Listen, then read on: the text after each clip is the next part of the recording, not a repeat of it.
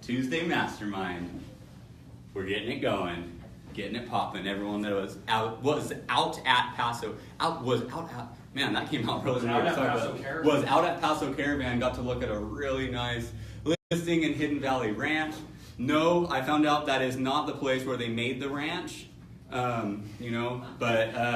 I thought it was for a second, and I thought that was really cool. Hope you do too. So I'm not going to have any projections, anything. It's just going to be boring old me up here. If you are here, I have a packet, an outline, and it's best ways to obtain buyers and where to focus your time. And when I say best way to obtain buyers, anytime you are in a marketplace and you're looking for buyers, you are going to stumble across sellers. It's just inevitable. So I could have named it best ways to obtain buyers and sellers, but I did want to focus more on the buyer side. Today, we will start getting into leadership and listings here in the next few weeks, which I'm excited for, but it's so important that we know how to treat our buyers because a lot of our businesses depend on them a lot more than we think. And especially I know for me in my first year or two or three, I still work with a lot of buyers. And it's very important to treat them right because they will eventually feed your listing pipeline. As appreciation and things go on, they will come back around. So put a lot of buyers in their homes and then help them sell them in 3 to 5 to 7 years, whatever it is. And treat them good enough to where they want you to sell it. So we're going to start off, going to get it going. And I guess I should have put this up there, but it's okay. You guys all have the outline here. Number one, of course, is open houses. 98% of people coming into an open house are considering buying a home, and most do not have a realtor. Do you guys agree with that for the most part? I think 50-50. Yeah. No, I wouldn't say 50-50. I would say it's do not. I'd say it's not working with a realtor. Yes. And it's not. It's 98% of people coming into an open house are considering, fine. but most do not have realtors. So of course there's a handful. Yes. Second part, I would say 50-50. 50-50? Really? I was have always. statistics on my sign-in sheets. Okay. Asking, are you working with a realtor? Yeah. And there is like quite a few that. I've done probably like 15 to 20 open houses, and just this last weekend was the first time I had someone come in who was working with a realtor. Oh, really? But That's typically how how because like Michael does open houses every weekend, and he says like half of the people who come in are working with a realtor at least. And this was the first time I've ever even met another realtor at an open house or had someone come in. Right. So my last like 12 to 15 open houses. No, I'm taking, it's different when you have the sign-in sheet, not walking in with a realtor, but that they are putting on. They have a realtor on the sign-in sheet. They're working with one because then you gotta back off. I'm 75-25. I would say in Tulare, but it would make sense here that it's 50-50 because you have more looky-loos, and people know the game if they're looky-loos, right? They know if they're going to go into an open house and they don't want to get solicited, they just mark yes that they have a realtor. But I asked them who it is. Got it. Do that too. Yeah, I asked who it is, you know. And the good ones will know a name to say. And I'm not saying that, there might be a handful that do have realtors, but I can tell you guys, the consumer's getting smart. Oh, yeah. They're getting more intelligent, and the more technology we have and the more soliciting that we do, the wiser that the buyers are getting who don't want to be bothered. They know what to say, they know how to say it. I wonder what it's going to look like when we are no longer allowed to have dual agency. I know. They are getting smart, and I would say that the buyer's agents who are kicking butt now are gonna kill it. They're gonna blow it out of the water. And they will probably actually have a lot more market share than a lot of people think. That's that with dual agency, is it actually the brokerage or just the individual agent? It's just the individual agent for now, but what they're trying to pass are different laws and things with dual agency that if it's the same office, you have to disclose a lot more information than we ever had to before. Are you sure the dual agency? Yeah. By brokerage. Well, no, it is by brokerage, but I'm saying when they make that law, or is it going to be by You can't, as of now, there's no way, Ushi, that even if you have another agent in the same brokerage, they can't say, oh, well, you can't do that because how would these brokerages... Oh, they want to get away from you. But that's both technically sides. dual agency. Right, it is dual agency, and that's why I'm saying the disclosures, we have to Yeah. disclose a lot. Right. We have to disclose a lot more than we would right now. Right. Oh, okay. And we'll see how that plans out. I mean, California, I'm really surprised with how much law, real estate law, and litigation and stuff that we have. I'm really surprised that we are one of the few dual agency states. It doesn't make sense to me. Like, I don't really Especially understand our it. politics here. I don't get it. It doesn't make sense. I really don't. So it is a matter of time, guys. So it's important that you guys know that. Done over 100 deals, and I've only double-sided the ones that either I purchased myself and then won. And I actually got to a point where I may try to stay away from it because it just, a lot of liability lies on yourself when you do represent both sides, but not telling you what to do or what not to do, but maybe be thinking of that as we move forward. Let's keep an eye on the dual agency thing so that way we know what to do and how to handle it. We're going to be able to, guys. It's just a matter of we may have to institute a new disclosure. We may have to, do this or that, but it's not going to be a problem.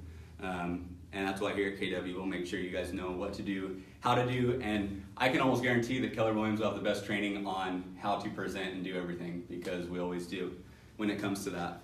So open houses, obviously a good way to obtain buyers. I did 3 to 5 open houses a week for 3 months and didn't have to do one open house after that until I started my own team, in which I got a lot of buyer and seller leads for my open houses because I did Facebook Live, and it was just a money pot for me. So I ended up doing open houses when I had started my own team, and it worked out great. And it's also one of those things, open houses is something you can leverage, right? If you don't like doing open houses, I guarantee you someone in this office will. And it gets exposure to your home. I do. It draws people in, and the seller sometimes likes that, right? Seller likes if you're willing to do an open house. Or if you just say, if you go into that listing presentation and say, oh yeah, me and my team, we have no problem doing an open house. That way you're not selling yourself like, oh yeah, I'm going to be the one doing open house. I'm great at open houses. Say your team, that way you encompass this whole brokerage. If you don't want to do the open house yourself, say your team, and that way one of the agents here at KW can do it for you. Or with you, whatever you guys want. So, advertisement. Walk the neighborhood and hand out flyers. Does anyone do that before their open houses right now? Yeah. Great. If it's a walkable neighborhood. Yeah. Yeah. That, it's important you said that, Ushi. Around here. Not all the neighborhoods are walkable over here, whereas, in tract developments, you just, Yeah. every 10 feet, you Yeah. get to go right on. But here it is a little bit different. And you guys might have to wear different shoes here because you get a lot more heels. You got to wear the right shoes. Yes. So walking neighborhoods and handing out flyers, That is really good. it's great. And it can drive traffic too as well. If nothing else, you're having conversations, right? It's guerrilla warfare marketing is what I call it. And it's the most effective and most personal there is, actually. It's the cheapest for us as well. Walking the neighborhood and handing out flyers. I can tell you that in my last 3 open houses, I didn't walk one neighborhood or hand out one flyer, but the whole neighborhood was still flyered. Why? Because I had my ISA walking and handing out flyers and creating conversations for my team, and I had my lender walking the neighborhood, handing out flyers, and doing things. How are you leveraging the people in your sphere? We all have a team, guys, whether we like to admit it or not. It's our escrow officer, it's our lender or lenders. If you have an ISA or an admin or someone, all of those people are your team. How can you leverage them to do the activities that either you don't have time for or that you need to drive people into your open house? Get creative, guys. Not everything's black and white in real estate. It's actually the people in the gray area that are making all the money. Whoever's getting the most creative using that. I can tell Michael Massey, like the guerrilla warfare marketing, the GWM. Yeah. GWM. I do acronyms pretty quick in my head, I know you do. I'm really good at Pretty that. impressive. It's a gift. Well, it's something. It's something. Thank you. It's something. Thank you. All right, so advertisement for an open house. You can walk the neighborhood and hand out flyers. When can you do that? Starting Wednesday? Yep, I think Yeah, that's great. I'd say 2 to 3 days beforehand. Yep, Yeah. 2 to 3 days. Or if not, I would have my open house start at 11 or 12, and I would have my team get there at 9 or 10. We start putting out our signs, we start handing out our stuff, whatever you guys want. Ideally, if you could do it a day or 2 or 3 before, you might have better traffic because they can more so plan and account for it. They don't have their Saturday mornings or afternoons planned already, and maybe they'll make time for it. But whatever's best for you guys, figure out what works. In my opinion, that is a neighborhood by neighborhood thing. You start figuring out neighborhoods when you're able to do that. You become more familiar with not only the people, but the way that they operate, what they do, when they do it, so you can be more effective when you do go and market to them. The MLS, you of course can put it on the MLS, put it on Facebook. Are you doing a sponsored ad for your open house? I've gotten a lot of success with that. Even putting it on your personal page and then funneling it into your business page. However you want to do it, but advertising your open house on Facebook gives someone an opportunity to engage with you whether they're able to go or not. Open house signs, balloons or no balloons, up to you guys. I like those. Flags. 6, 7 feet tall. The flags, they look like a shark fin? Yeah, the Like shark a fin. thing. Yeah. You those. got one of those? No, I like those though. The mega open houses have those. Yeah. Like they have them out in front. Those are good. I always did balloons on my open house signs because sometimes your open house sign could be lower and they won't see it, but they'll see the balloon and then follow it down. Dollar store. Yeah, dollar store is the best place to get those.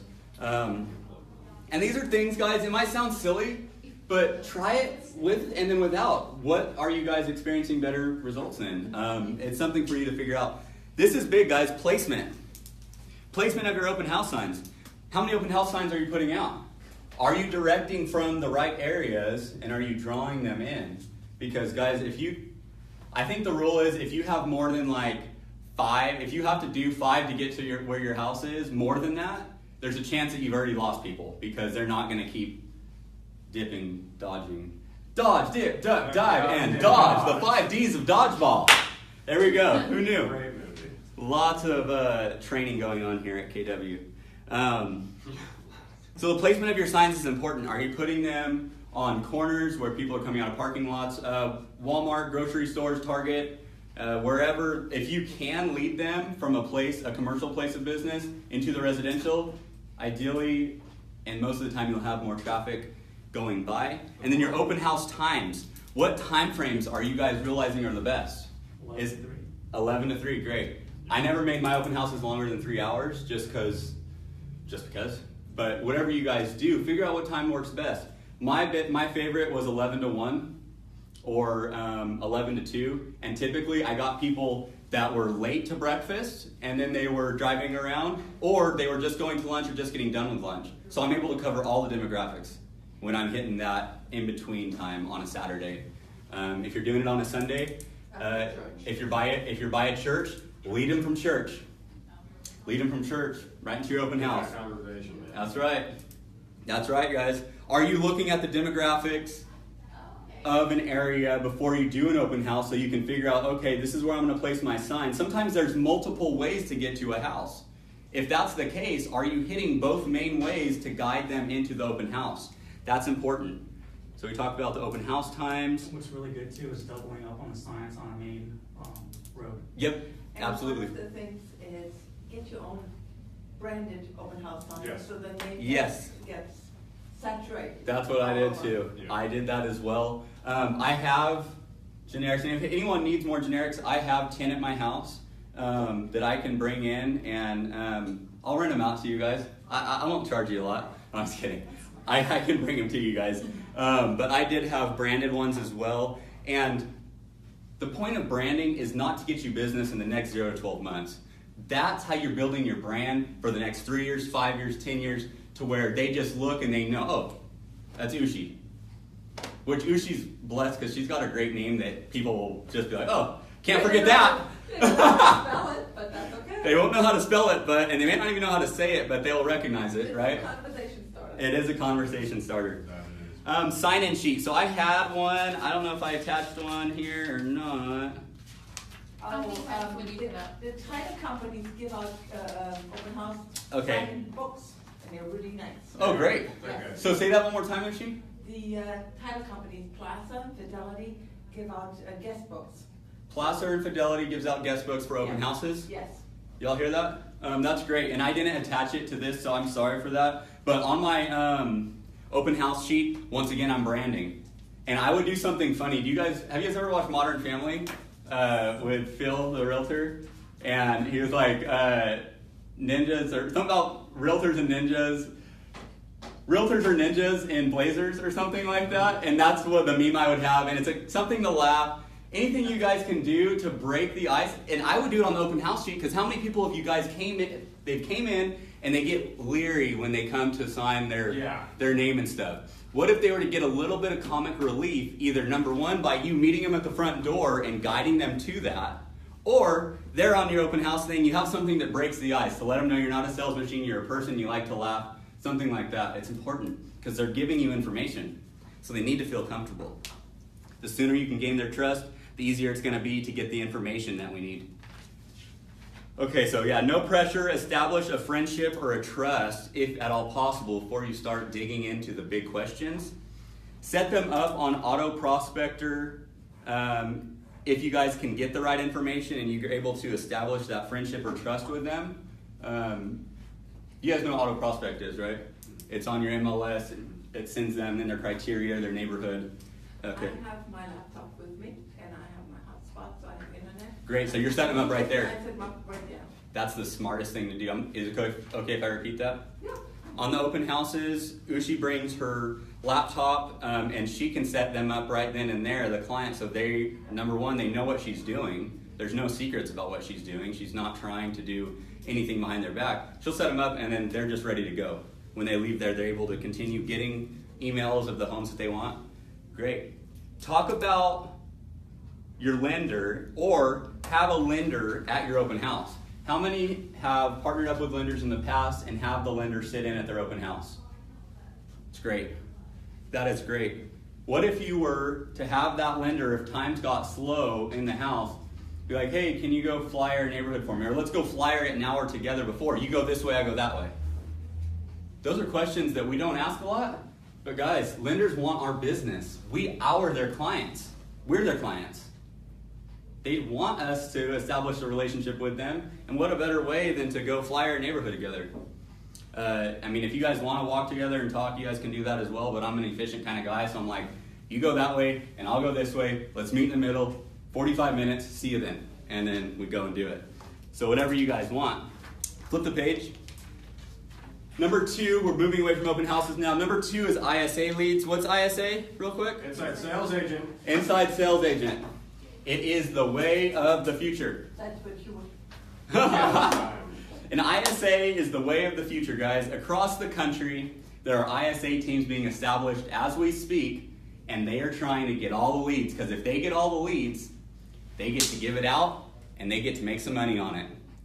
I can tell you that it's going on right now. And here in the Central Coast, there's going to be ISA teams popping up where they will be able to give you leads, but they're going to charge you 25, 35% on it, and so now you're getting paid 65% of what you could if you were able to have someone making those calls for you, whatever you want to do. But just be thinking about it, guys. If you get to a level in your business where you feel like you can make a hire, what if you can double up an admin or a TC and help on the ISA, or they can help you with a follow-up?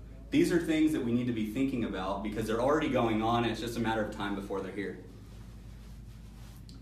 Preferred lender partnership. Get to a lender ASAP for a pre-qual, and then talk each other up. You guys need to be a team. You have to be one with one another, because that lender is going to shoot you clients and vice versa. It's a mutual relationship. So if you have a lender in your corner, make sure you're spending the time on a monthly basis to let them know that you're their number one, that you care about them. We oftentimes forget about the relationship that we have with our vendors. Guys, they feed our income. And they're a good revenue stream if we have the right relationship. Not only if we have the right relationship, we have to maintain it and we have to build it up. So maybe carve some time out on a monthly basis to reach out or go have lunch with your lender or go have coffee. Go do something, but maintain that relationship. Make sure it's strong. Because when your buyers are talking to the lender, you want to have a lender that's talking you up the whole time. Or if those buyers get a little squirrely, the lender's going to know if they're out looking at homes with another agent. or whatever. So that's why you guys need to have that relationship so you're notified. You have someone on the inside in the trenches, they're letting you know, hey, Sally, Sue, and Bob just went and looked at a house with someone from blah, blah, blah. And then when you get that, don't freak out and call your, hey, what up? Hey, I just wanted to follow up with you. I was really thinking about you a lot today. Do you want to go look at a home? Be silent. Let them respond. Then they get to sound like the crazy one, not you. Do that. And then just be kind.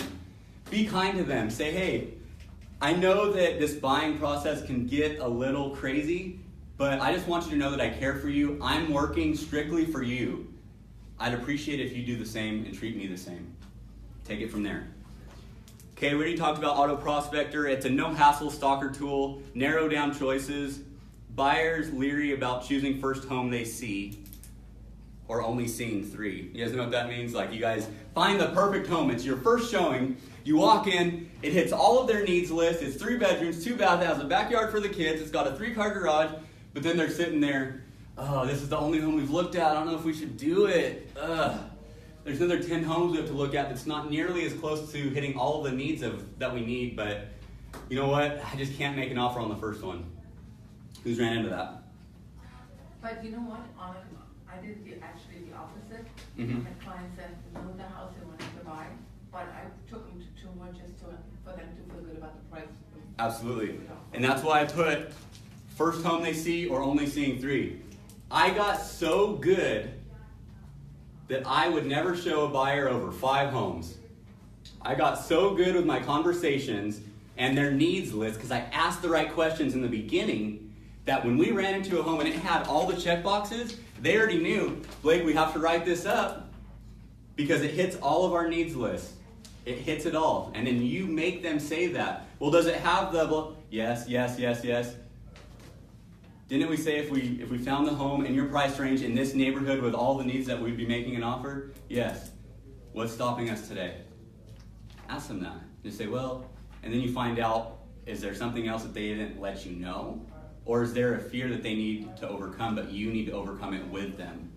So, if they're leery of choosing the first home, go look at another couple. That's fine.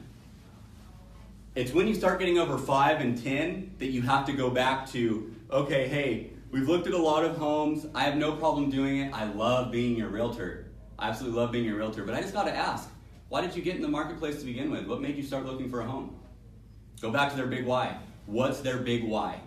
What made them come in and start looking for a house? What made them do that? And that don't matter if you're working with a buyer or a seller. If you don't know their big why, it's going to be very hard to have a conversation with them when they're not doing what you're doing. Anytime you have to bring them back. Well, didn't you want to go look at houses because your family's getting big and your house is too small? You got to bring them back to it. They got to feel the pain, and not pain like a bad pain. Like you have to remind them why they started this whole process to begin with sometimes. And sometimes we have to do that multiple times because buyers want to get squirrely. Sellers want to get squirrely sometimes too, and reminding them of that will keep them closer. Setting up tasks in sync. So this was the CRM that I used. It was called Commissions Inc., otherwise known as Sync. And I would just put reminders because, guys, I had 10 to 15 escrows going at all time. So it's very difficult to keep tabs when you have that many escrows going. And if you have 10 to 15 escrows, that means you're working with anywhere from 25 to 50 clients. So that's where the systems come in, guys. That's why I'm so big on these systems. Because if we have our systems in place, it allows our volume to rise. We're able to handle more than just 1 to 4 clients at a time. We can handle 4 to 15 or 4 to 20. And that's whenever you start getting shaky again, that's when we go back to the systems. Okay, we're reaching a ceiling here. We got to work on our systems because our systems can't bear the weight of the business that I have. And that's where I'm just going to be so big on that stuff, guys, because I believe here you don't have to have 10 or 15 escrows at the same time to do the same volume as over there. You guys are blessed. You guys are so freaking blessed here. That if you did just have a few systems in place, you guys would kill it. What you is guys. it, Sync again? Commissions Inc. It's a client retention manager. It's expensive. Is that? Yeah, I use one called Lion Desk right now, Lion Desk. And that one's $25 a month, and you can put your clients on drip campaigns and everything like E-Edge with the KW, but it's a little cleaner and a little more user-friendly. It's a lot easier to do stuff. And if you have your buyers or sellers or database on an Excel spreadsheet, you can transfer them right over. Makes it nice. $25 a month. I just set that up, and I have like 400 contacts in there right now. And you can put reminders, you can put tasks, you can put them on drips, whatever you want to do. Sign calls. Who's getting sign calls right now? That means we need some more listings, right? That means we need some more listings. If you guys know a listing agent who is tired of getting sign calls, I would encourage you to reach out maybe 6 months in if a listing has been going, or even 4 months in. If there's a listing agent out there, and just follow up, hey, I know you've had this house listed for X amount of days. I'm just wondering, are you getting a lot of sign calls? Yeah, I can't stand it. It's getting so annoying. It's right there on the main strip. All these people that are calling in, they're wasting my time. Is there any way that I can get my name on there so I can start taking some of those calls? I'd love to work some of that business and give you a 25% referral fee. It's a conversation that we can have, guys. And this is something that's important if you guys want to start a team. Because one of your value propositions can be, hey, I don't always like getting sign calls, so if we get a listing, I don't have a problem having my name on it and yours. How does that sound to you? Something you guys can be thinking about. On my first team, I was sold on that. I was like, sold, okay, I'm in it, because I just wanted to have conversations. I wanted to be talking to people. And if I could, I signed on to a team originally where they just promised me, all right, Blake, we don't have a ton of listings, but when we do, we'll put your name on it. Great, because at that time I didn't have any listings, so I just needed to figure out a way to get my name out there. So have conversations with realtors who maybe are getting sick of getting sign calls, or if you hear them nagging about it, say, well, put my name, put my rider on it with my number. I'll give you 25% referral fee for any deal that I close from it. But it gets conversations going. You can start filling up your pipeline. It's important. If you are selling, if you are the listing agent, well, whether you're the listing agent or not, if you get a sign call on a property, the first thing I would say that would always come out of my mouth, oh yeah, that is a very popular property. If it's been on the market for 361 days? Doesn't matter. 361 That's a days? really great property. Yeah, however you guys want. Change it, change it to this. Yeah, however, your first line always, that's a beautiful property. That's a very popular property. We've had a lot of calls on that property. Make conversations and ask questions that are pre-qualifying your buyer on the phone. Did you use a system to, I don't know, Sync or Commissions Inc. brought in the sign calls? We used ProQuest in Fresno. Yeah, I've heard of them. That was really cool. That's cool, yeah. Did you? I never did, so I can't speak from experience. I know people that have. Yeah, I don't have enough listings for ProQuest yet, but someday. But yeah, someday. It'd be great. Because then when a sign call came in, and then I would just start talking to them and be pulling up the information, like, because it would send you everything on the home. Yep. And then I would start my conversation. Anyways. You'd be more tied into it. They get more buy-in that way, yeah. But yeah, make a conversation, ask the right questions. I mean, at the end of the day, the best conversation is not going to involve what you're telling, it's what you're asking. Are you asking the things that are going to have the buyer tell you what you want to hear? Sell them on you or other properties. That property is pending. Say that property is pending or not what they're hoping for. But hey, there's another 2 in the neighborhood. You want to set up a time where we can go look at those? Oh, what are the specs on those? Well, it's actually the same floor plan or similar floor plan to the one you called on. I can email that over to you. What's your email address? Those are ways that you can get the information that you need. It's all about how you shape your questions. Once again, auto prospector. Hey, it seems like you really like this neighborhood. Can I set you up to get automatic updates as soon as a listing goes on in this particular neighborhood? Great. Can I get your email address? Awesome. Do you have a wife? Are you married? Have a family? Yeah. Can I get hers too? Because sometimes the husband or the wife looks at it more than the other, and so I like to get both. Lender. Sell them on your lender. No, Blake, I love this property, but I don't have a lender yet. No worries. That's awesome. I have a great lender that I work with. We have a great relationship. Is it okay if I have them reach out to you? I want to see what you're qualified for, don't you? Be excited about it, guys. If you're not excited, they're not going to be either. Yeah. You have to be excited. Which doesn't always have to come out in the tone of your voice, but at least be excited in the questions that you're asking. Man, or in the statements that you're saying before the question. Man, that's awesome. That's great. Right on. Come on. Whatever it is, but you guys can do that whether you have my tone or not. Okay, SOI, social media. On social media, are you posting coming soons? Are you posting your solds? Are you putting famous quotes or inspirational quotes? Are you posting pictures of yourself or your family or your dog? A lot of dark pictures. Are you of Norman? Newman. Paul. Guys, we want to have our brand represent a personality. I think I was talking to Massey about this, how on Twitter there was like this rave because Wendy's and all the fast food places started commenting on people's. They were responding, yeah. Out of like 1,000 tweets, they respond to like one person. Exactly, and It's then hilarious. guess what? That got retweeted over and over and over. Right. That's guerrilla warfare marketing, guys. Yeah. GWM. That's attaching a personality to a brand. Yeah. What personality does your brand have? We got to work on that. Referrals and past clients. Take care of your buyers even after close of escrow. Your referrals, the best time to ask is while you're in a transaction. But what if you were able to maintain a relationship or give gifts, even a $5 Starbucks card? All of my past clients, which got kind of expensive, I sent them at the beginning of the year, instead of a Christmas card that's going to get thrown away after Christmas, I would make sure I gave them a New Year's card or something right after the new year. Hey, 2018's your year. You made my 2017 that much better by choosing me as your realtor. Here's a $5 coffee on me. Do you know anyone looking to buy or sell in real estate? Or thanks a latte for your business. Yes, exactly. Whatever it is, guys. Whatever it is, it's an easy touch. Thanks a latte. That's fine. Oh my God. That's probably what we need to.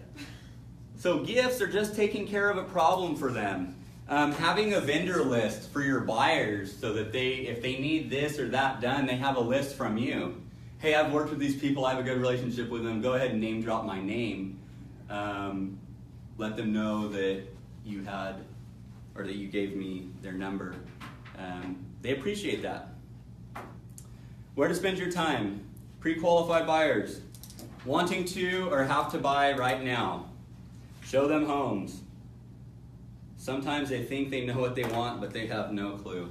That's why we have buyer's consultations. And if it's not in the office, it's at the first home you go view.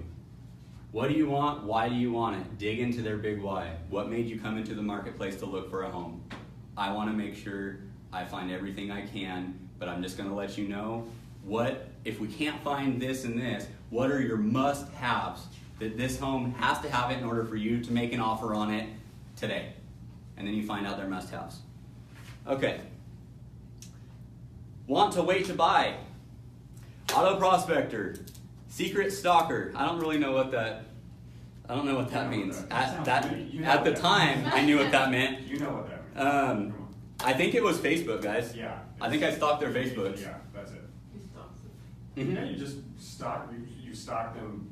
The only Wherever way- they can, besides, wherever you can. Getting a restraining order is You put them on auto prospector, so they're sending homes, and then I would check in with them every once in a while. Hey, it's Blake. I just wanted to see how you're doing. How's the home search going? Have you looked at any of my emails recently? No, not at all. Oh, no worries. Is there anything that I could adjust or make it easier or better for you? That's all. Yeah. All right. Not pre-qualified or say they are but refuse to provide proof. They want to see homes. Pre-qualify them in your head. What does that mean? That's asking the right questions. Oh, great. I'm happy that you want to go look at homes but don't want to go talk to a lender. Where do you work? I know the questions the lender's going to ask you. Why don't I just ask you some of them right now? Guys, I'm not going to BS you guys. I got right to the point because I got to a point where my business didn't have time for looky-loos. Your business will get there too. How much time you're willing to spend on them is completely up to you and your confidence level. Your confidence level is going to allow you to ask the questions that are comfortable or uncomfortable. It's your confidence level that does that. If they weren't willing to tell me where they worked or what they did, alrighty, no, that home's pending. I'll talk to you later. I mean, that's where my business got, and I hope all of you guys get there too. But figure it out for yourself. Whatever it is, have some questions that you're going to ask them, and if they don't answer, you create a system for whatever you want. Do you want to let them go? Do you want to put them in a pipeline and follow up in a month? Whatever it is, just have a system for it, guys. Suggest a phone conversation with a lender. Hey, they don't want to tell you how much they make, where they work, what they do, whatever. You know what? Not a problem. Just so you know, me as a realtor, I don't look at any of your financing information. Thank God, because I have a great lender that would handle all of that for you, and I don't even need to know anything. Do you mind if I give him or have her give you a call? Yeah, that's great. All right, when can they call you? Find stuff out. The more specific you get, the higher conversion rate you're going to have, and the higher chance that they're going to pick up. Explain why you can't show them any without a pre-qualification letter. I would always drop, hey, I'd love to show you that home. Unfortunately, the seller's requiring that we have a pre-qualification letter. I would love to show it to you, but it says right here in the agent notes that, well, you think about it. If you were selling a house and you had all your personal goods in it, do you want someone who could have just came off the street and called the sign to be walking through your stuff and looking at your stuff? Wait for them to answer, yes or no. And then based off they're that. getting smart. Oh, well, I'll just find another agent to show me. All right. That's the waste of time. Right. Yeah. Well, hey, I'm sorry you feel like that. I'm just looking out for you and the seller. I don't want to waste your time or mine. I hope you have a great day. See ya. I mean, that's what I did. I'm not telling you what to do or what not to do. You guys know what finesse you guys need and for what people. A lot of times I trusted my gut, guys. I trusted my gut. Listen to yourself. Listen to what the little voice in you is saying. If you feel good, if they're having a great conversation with you, there's a good chance I might go show them because my gut is telling me, you know what? There's a 75% chance with this one. I'm going to go take the risk because you know what? I'm not doing anything anyway. If I'm busy, I might not. It just depends. Well, come to an agreement, show them a few homes, but let them know ahead of time if we're going to see any more. Yep. That's Let's get great, them. Michael. Good point, Mikey. That's great. Say, yeah, I have no problem showing you that home. But hey, after we look at this, do you mind if I have my lender give you a call so we can begin that? Because this is really not the way we're supposed to do business. I'll do it for you. I'll do it for you. I care about it. You seem awesome. But I usually can't. I can't do that. Do you understand where I'm coming from? And then let them talk. Proof of funds for cash buyers. Treat it like a pre-approval letter from a lender. How many people have had clients say, I'm paying for it cash? And they're like, all right, I'll be right there. And then they don't have anything to show of anything. No, I have more cash than they do. Yeah, and so that is something I ran into multiple times and I just got fed up with it. I'm like, you know what? Hey, I think it's awesome that you're paying cash for a house in Tulare. Not a lot of people have money around here, so it's refreshing to run into someone that has a bank account. But unfortunately, I'm going to have proof of that if we want to submit an offer. Is it going to be a problem for you in the next few days to give me that proof? Ask it straight up. Some people are like, no, not at all. If they're serious, they're going to be like, no, not at all. I do have to go to the bank. It's Saturday. I have to get my letter on Monday. Is that going to be a problem for you? No, it's fine. I'll go show you the house. Okay. That's all I'm going to go for because, honestly, my throat is dry and it hurts. I taste blood.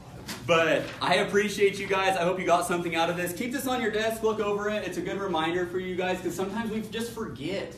We forget this stuff. So thank you, everyone, for coming. Michael, can you help me shut this down right here? I got it. Thank you. Thank you, guys. Happy Tuesday, everyone. I will be talking to you tomorrow, Wednesday, for our Power Up in the Morning. Y'all have a great day.